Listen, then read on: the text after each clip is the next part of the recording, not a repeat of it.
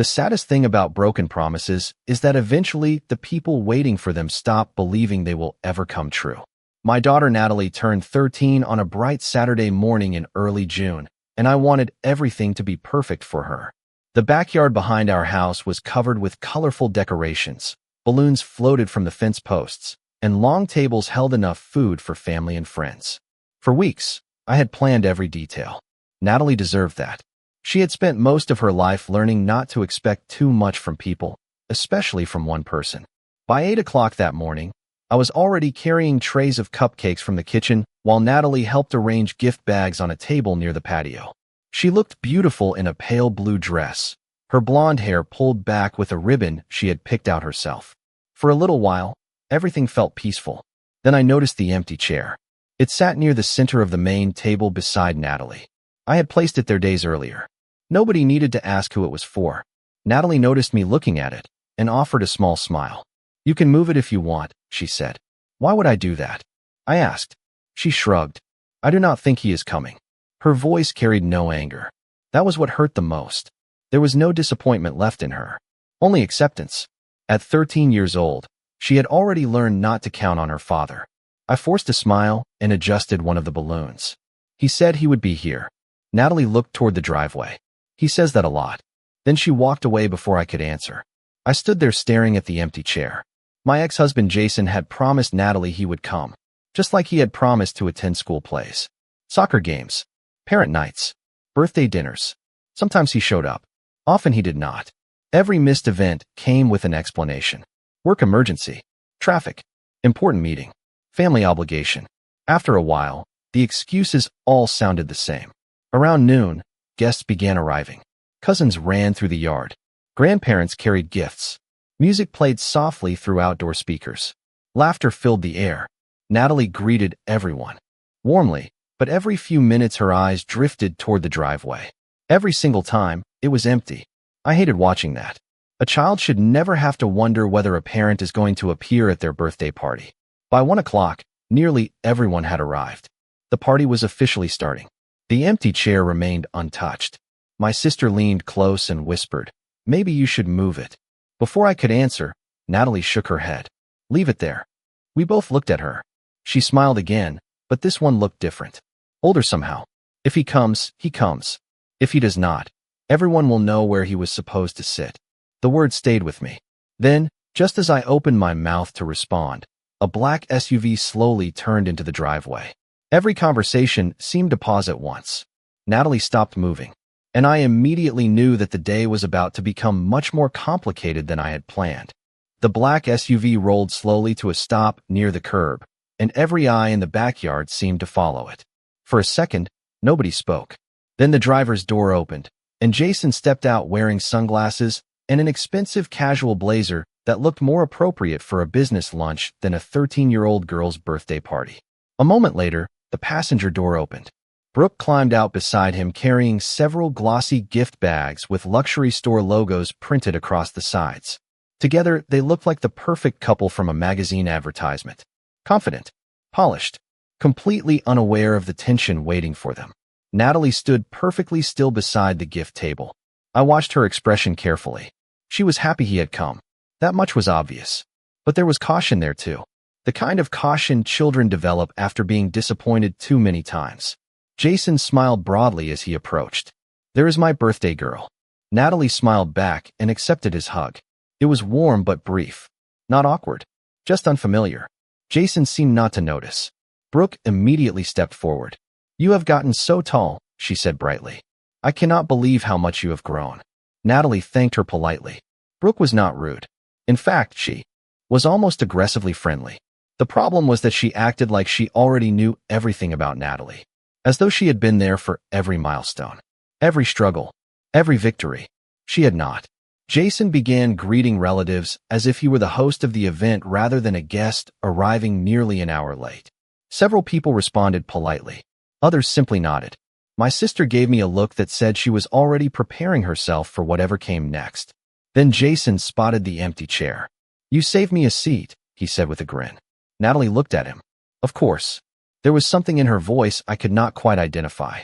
Jason sat down and immediately launched into a story about traffic and a delayed meeting that supposedly caused his late arrival. Nobody challenged him. Nobody believed him either. Brooke set the expensive gift bags beside Natalie and smiled proudly. Wait until you see what your father picked out. The emphasis on father sounded intentional, as though she wanted everyone to remember exactly who had brought the biggest gifts. Natalie thanked them again. Then Brooke glanced around the backyard. Lauren did a nice job with the decorations. The compliment sounded sincere. Thank you, I replied. Natalie helped. Brooke nodded. Jason told me planning parties was never really his thing. Several relatives exchanged quick looks. I recognized that sentence immediately.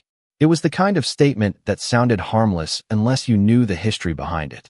Jason had not missed birthdays because planning parties was not his thing. He had missed birthdays because he chose other priorities. There was a difference.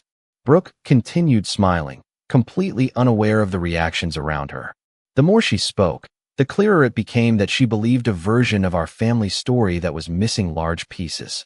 Jason had clearly spent years explaining the past in ways that made him look better, and judging by the confidence on Brooke's face, she believed every word. What neither of them seemed to realize was that the truth was sitting all around them, watching, listening, and sooner or later, someone was going to say it out loud. The party slowly settled into a rhythm after Jason and Brooke arrived. Children moved between games and presents. Adults gathered in small groups beneath the shade of the backyard trees. Music played softly in the background. From a distance, everything looked perfectly normal. Up close, however, I could feel something else developing. Brooke genuinely seemed to believe she understood our family. The more she talked, the more obvious it became. At first, it was little things. Comments about how difficult co-parenting must have been. Remarks about how hard Jason had worked to stay connected with Natalie. Statements that sounded innocent until you listened carefully. Jason talks about Natalie all the time, Brooke said while helping arrange gifts on a table. He always says he wishes he had more opportunities to be involved. Several relatives exchanged quick glances. Nobody responded. Brooke smiled politely, apparently mistaking the silence for agreement. I think some situations just make it harder for fathers. My sister nearly choked on her lemonade. I looked away before Brooke could notice. Jason immediately changed the subject, which told me he understood exactly how that comment had landed. A little later, guests began gathering near the photo wall I had created along one side of the patio. It was one of Natalie's favorite features of the party. Dozens of photographs documented every birthday from infancy to 13. There were school pictures, soccer games, science fair projects, dance recitals, family vacations, and holiday celebrations. People stopped to admire them throughout the afternoon. Natalie loved showing visitors how much she had changed over the years. Brooke wandered over to the display, carrying a glass of iced tea. "This is wonderful," she said. "I love seeing childhood memories." Natalie smiled proudly. Mom spent weeks putting it together. Brooke began studying the photographs more closely. Her smile slowly faded. Then she moved to another section. And another. I noticed the exact moment she realized something was unusual. Jason appeared in some photographs. A few birthdays. A couple of vacations. Several scattered moments over 13 years. But compared to everyone else, he was surprisingly absent. Lauren appeared everywhere. School events. Sports tournaments. Award ceremonies. Hospital visits. Holidays. Family trips. Everyday moments. Even grandparents, cousins, and neighbors appeared more often than Jason did.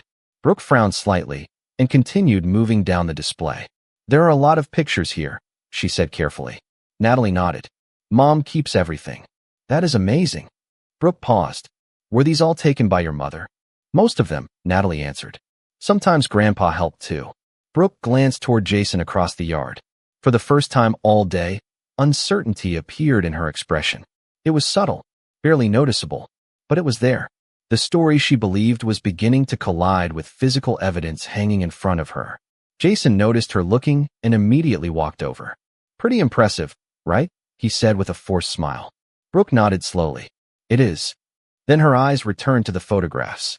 Around us, other relatives continued studying the wall. Nobody said anything directly. They did not need to. The pictures were telling a story all by themselves.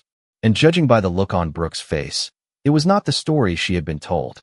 The discovery on the photo wall lingered in the air long after people walked away from it. Nobody mentioned it directly, but I could see the questions forming. Brooke spent the next hour noticeably quieter than before. She still smiled. She still joined conversations. But every now and then I caught her studying the photographs again from across the yard. It was as if she was trying to solve a puzzle she had not expected to find. Meanwhile, Jason seemed determined to reclaim control of the afternoon. Around 3 o'clock, he stood up and clapped his hands together. "All right," he announced loudly. "I think it is time for the birthday surprise." The children immediately gathered around. Natalie looked curious. Jason walked to the SUV and returned carrying a large wrapped box. Several guests gasped when they saw the size of it. He set it down in front of Natalie with a proud smile. "Go ahead," he said. "Open it." Natalie carefully removed the wrapping paper while everyone watched. Inside was the newest model of a high-end laptop. It was far more expensive than anything she had expected. A few relatives exchanged impressed looks. Jason folded his arms confidently. For a moment, he looked certain he had become the hero of the day. "Wow," Natalie said softly. "Thank you."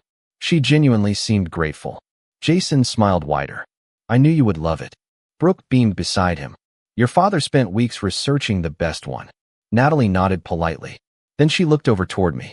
"Mom and I were actually looking at computers for high school next year." Jason laughed. "Well, now you do not have to worry about that." The comment sounded harmless, but something about it bothered me. Before I could say anything, my father spoke from across the table. "That is a generous gift." Jason nodded. "I wanted to do something special." My father smiled. "Lauren has been saving for one for months." Jason's smile faded slightly. "Oh." Natalie looked surprised. "Mom never told me." I shrugged. It was supposed to be a surprise eventually. The conversation moved on, but the moment stayed with everyone. Once again, the picture Brooke seemed to believe was beginning to crack.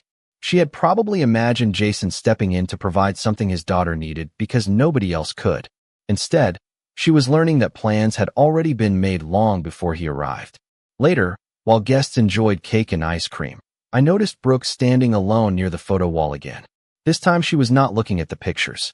She was looking at a scrapbook resting on a nearby table. Natalie had left it open earlier. From where I stood, I could see photographs of science fairs, soccer tournaments, school concerts, and family vacations. Page after page documented years of memories. And on nearly every page, the same person appeared beside Natalie. Me. Brooke slowly turned another page. Then another. Her expression changed each time. Confusion first. Then concern. Then something else. Understanding. Across the yard, Jason was laughing with a group of relatives, completely unaware that the version of history he had spent years describing was quietly unraveling one photograph at a time. As the afternoon continued, the atmosphere around the party shifted in ways that were difficult to explain but impossible to ignore. Nobody was arguing. Nobody was confronting anyone. Yet the carefully polished version of the past that Jason seemed to rely on was becoming harder to maintain with every passing hour. The evidence was everywhere. It hung on the photo wall. It filled the scrapbook. It existed in the memories of every person gathered in the backyard.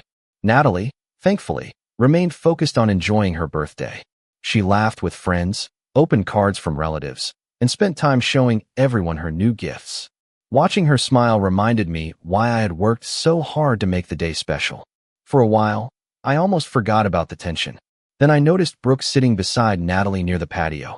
They were talking quietly while everyone else mingled nearby. At first, the conversation seemed casual. Then Brooke smiled and asked a question that caught my attention. "What has been your favorite birthday so far?" Natalie thought about it for a moment. "Probably my 10th birthday." Brooke laughed. "Was that the year your dad planned something amazing?" Natalie looked surprised. "Dad was not there that year." The answer was simple, honest, completely free of bitterness. Brooke blinked. "Oh," Natalie continued without realizing the effect her words were having. "Mom turned the whole backyard into an outdoor movie theater. It took her weeks." Brooke glanced toward me across the yard, then back at Natalie. "That sounds like a lot of work." Natalie smiled. "Mom does that. She always does." Something in Brooke's expression changed. She was beginning to hear the story directly from the person who had actually lived it. Not from Jason. Not from assumptions. Not from old explanations. From Natalie herself. A few minutes later, Brooke asked another question. What is your favorite memory with your dad? The conversation around them seemed to fade. Even from a distance, I could tell Natalie was thinking carefully. She was not searching for an answer because she was upset. She was searching because she genuinely wanted to be fair. Finally, she smiled softly. Probably when he came to my 6th grade science fair. Brooke nodded. That sounds nice. Natalie agreed. It was. Then she added something that made the entire nearby table go quiet. I was really excited because it was the first school event he had attended in almost 3 years. Nobody said a word. Brooke stared at her. Across the yard, Jason was talking with relatives and had not heard the exchange. Natalie continued sipping her lemonade, completely unaware that she had just revealed more truth in one sentence than anyone else had managed all afternoon. Brooke slowly looked toward the photo wall again, then toward the scrapbook, then toward me. For the first time since arriving, she appeared less certain about everything she thought she knew. And as the realization settled across her face, I had the unmistakable feeling that the most important conversation of the day had not happened yet. It was still coming. The conversation with Brooke stayed in my mind for the rest of the afternoon. She did not approach me directly afterward, but I noticed the way she observed everything around her. She listened more carefully. She asked fewer questions. Most importantly, she stopped finishing Jason's sentences. The certainty she had arrived with was beginning to disappear. Around 4 o'clock, guests started gathering near the patio for cake. Natalie sat at the center of the table, surrounded by friends and relatives. The birthday cake stood in front of her covered in 13 candles waiting to be lit.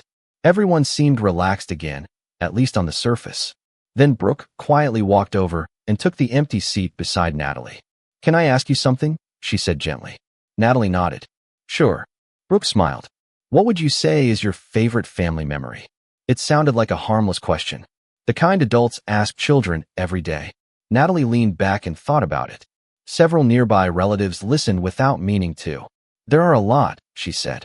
"Family trip memories, holidays, school events." Brooke nodded encouragingly. "Which one stands out the most?" Natalie smiled. "Probably when Mom drove 6 hours through a snowstorm so I could make it to a regional soccer tournament." A few relatives laughed softly because they remembered that trip. Brooke glanced toward me. "That sounds memorable." Natalie nodded. "It was. We got there at 2 in the morning." Brooke hesitated. "Was your father there too?" Natalie shook her head. "No. He had something else going on." The answer was simple. Matter of fact. Completely free of blame. Brooke looked down at the table. "I see." A few minutes later, she asked another question. "What about a favorite memory with your dad?" Natalie thought much longer this time. The silence stretched. Nobody seemed uncomfortable except Jason, who had drifted close enough to hear the conversation. Finally, Natalie smiled. "I liked when he came to my science fair." Brooke recognized the story from earlier. "The 6th grade one." Natalie nodded. "Yes." Then she added something unexpected. "I still have the picture because it meant so much to me." Jason smiled slightly as though relieved. Natalie continued. "I remember being excited because I kept hoping he would come to more things after that." The smile slowly disappeared from Jason's face. Nobody spoke. Natalie was not criticizing him. She was simply telling the truth. And somehow the truth carried more weight than anger ever could. Brooke looked at Jason, then back at Natalie. "Did that happen?" she asked softly. Natalie shrugged. "Sometimes. Not a lot. But I always hoped." The words settled heavily over the table. Jason looked away. Several relatives exchanged quiet glances. For the first time all day, nobody needed photographs or scrapbooks to explain what had happened over the years. Natalie had done it herself in a few honest sentences. And as I watched Brooke absorb every word, I realized she was finally seeing our family through the eyes of the person who mattered most. The mood around the birthday table changed after that conversation. Nobody rushed to fill the silence because there was nothing left to explain. Natalie had not accused anyone. She had not complained. She had simply described her life exactly as she remembered it. Somehow that made her words impossible to dismiss. Jason remained unusually quiet while guests began serving cake. Brooke sat beside him, but the easy confidence she had arrived with was gone. Every now and then she glanced toward the photo wall or the scrapbook as though she were replaying everything she had seen throughout the day. The pieces were finally fitting together. A little later, while relatives chatted nearby, Natalie opened more cards and gifts. She thanked every person individually. That was something she had always done. Even as a child, She appreciated effort more than expensive things. When she reached a handmade card from one of her younger cousins, she smiled as brightly as she had when opening the laptop. My father noticed and laughed. That might be the least expensive gift here. Natalie shrugged. It took time to make. Several people smiled. Jason looked down at his plate. I could tell he understood the point. For years, he had measured involvement by grand gestures. Bigger gifts, bigger promises, bigger plans. Natalie measured it differently. She measured it in presence, in showing up, in remembering, in being there when nobody was watching. As the afternoon continued, Brooke eventually stood and walked over to the scrapbook again. This time she did not look through it alone. She carried it back to the table and sat beside Natalie. Can you tell me about some of these? She asked gently. Natalie brightened immediately. She loved sharing stories. Page after page, she explained the photographs. A soccer championship, a middle school talent show, a family camping trip, a science competition. Every story seemed to begin the same way. Mom drove me. Mom stayed up helping me practice. Mom took off work. Mom made sure I could go. Brooke listened carefully. She was not looking at me anymore. She was looking at Natalie, listening to her, learning from her. Finally, she stopped on a photograph showing Natalie holding a large trophy. Who took this picture? Brooke asked. Natalie smiled. Mom did not know I saw her crying afterward. Brooke looked surprised. Why was she crying? Natalie laughed softly. Because she worked 3 jobs that year so I could stay on. The travel team. The table became quiet again. I wish she had not shared that detail. Not because it was untrue, because I had never wanted credit for it. Natalie turned another page. That was a hard year. Then she smiled at me. But Mom never let me feel it. Brooke slowly closed the scrapbook. Her eyes moved from Natalie to me and then toward Jason. For the first time all day, she seemed to understand that the truth was not hidden in a dramatic secret. It was hidden in thousands of ordinary moments that one person had quietly carried alone. And judging by the expression on Jason's face, he was beginning to understand it too. By the following Monday, the truth was no longer something hidden behind missing paperwork, vague explanations, or nervous smiles. It was sitting quietly in front of me, organized inside a plain manila folder on my kitchen table. I ran my fingers across the documents and felt something I had not felt in months. It was not anger. It was clarity. For so long, I had blamed myself for the distance growing inside my family. I had wondered if I had become too old, too forgetful, too difficult. But the evidence told a different story. The problem had never been my age. The problem had been deception. Outside my kitchen window, the maple tree in the front yard swayed gently in the afternoon breeze. My late husband had planted that tree when our son was 10 years old. I remembered watching them dig the hole together on a bright spring morning. Back then, everything had seemed simple. Back then, trust came naturally. Now I understood how fragile trust really was. Later that afternoon, my phone rang. It was my son. His voice sounded tired. He asked if we could meet later in the week. For a moment, I closed my eyes. Months ago, I would have rushed to say yes. I would have adjusted my schedule, prepared dinner, and pretended everything was normal. This time was different. I calmly told him Thursday afternoon would work. Nothing more, nothing less. When the call ended, I sat quietly and looked around the house. The walls held decades of memories. Birthday parties, Christmas mornings, graduation photographs, family dinners that stretched late into the evening. I had spent years protecting those memories because I believed they represented something permanent. Now I realized memories were valuable, but they could not replace honesty. The next few days passed slowly. Word had apparently begun spreading through the family. My niece called to check on me. An old family friend stopped by with a pie and an awkward expression. Nobody said exactly what they knew, but I could sense it. Pieces of the truth were beginning to surface. The carefully constructed version of events was starting to crack, and the people who had depended on silence were becoming uncomfortable. Thursday finally arrived. I woke up early, made a cup of coffee, and sat on the porch watching the neighborhood come to life. Children waited for school buses. Neighbors walked their dogs. The ordinary rhythm of life continued as if nothing had changed. Yet everything had changed.